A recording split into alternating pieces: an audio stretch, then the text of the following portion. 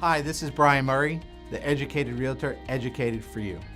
I've worked with a lot of buyers, sellers, and investors over the past 17 years, and they all seem to have some of the same types of questions, and they fall into the same traps. My goal is to educate you to avoid some of those pitfalls. The common question I've been getting recently, are we in a bubble? I've been a full-time realtor for 17 years. I've experienced the ups and the downs, and quite frankly, the last bubble. And what do bubbles do? They pop. So let's go back to the last bubble and see how the market is the same or different from when we had a bubble in the mid to late 2000s. Back then, money was cheap. You could get a mortgage just by signing your name. You could buy a house with no money down. Lots of people, lots of speculators would go in, they sign their name and buy 2 or 3 properties, expecting to flip them because that's what had happened the 3 or 4 years before. A buyer could go in and buy a property, and just by holding it 3, 4, 5 months, they'd make 20%, 30%, 50%, 100% in that amount of time. By the time the masses realized that real estate was booming and that they could do this, the money started to dry up. And then you ended up with all of these properties that people couldn't afford because it was sort of like a game of musical chairs. When the music stopped, there was no chair for them. They couldn't rent them to cover their mortgage, and the key critical component to this is they had no equity in the home. Speculators had no equity in the home, so it was very easy for them to walk away from a mortgage and leave it for the banks to clean up. All of a sudden, all these homes had hit the market and popped. The prices went down and they went down and they went down. Here in the local market, in Hoboken and Jersey City, it was about 2008 when you had the financial crisis, and overnight prices dropped about 20% on average, with waterfront properties dropping about 10%, and the stuff off the water that was 4th and 5th floor walk-ups getting dinged about 30%. Other markets that were a little bit outside of the waterfront towns got hit harder than that.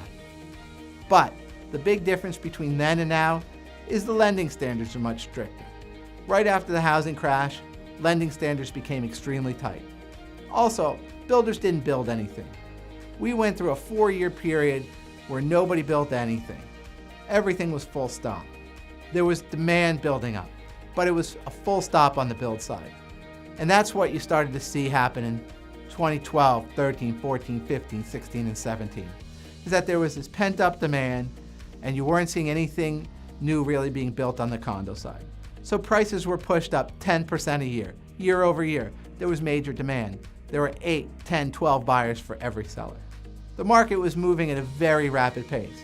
Now we're in 2018, and the key to remember here is that when you're going 100 miles an hour on the highway, and you get on the side road, and you hit a zone where you're doing 50, it feels like you're not moving.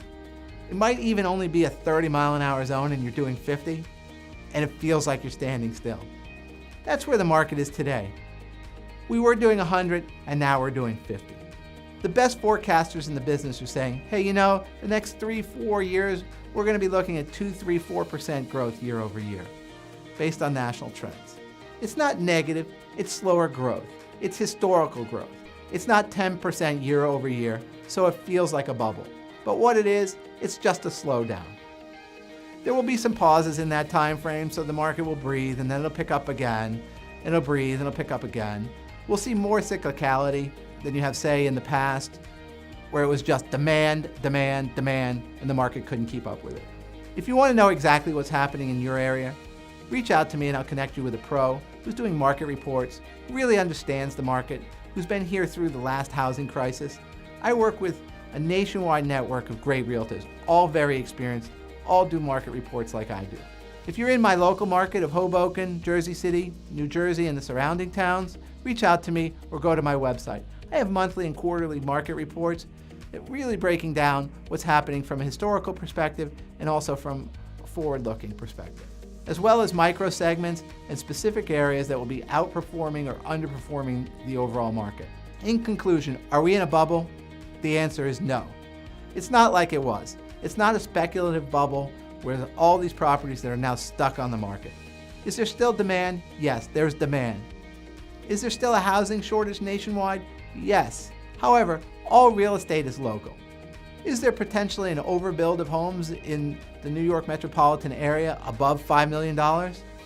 Absolutely. This is Brian Murray, your Educated Realtor, Educated for You.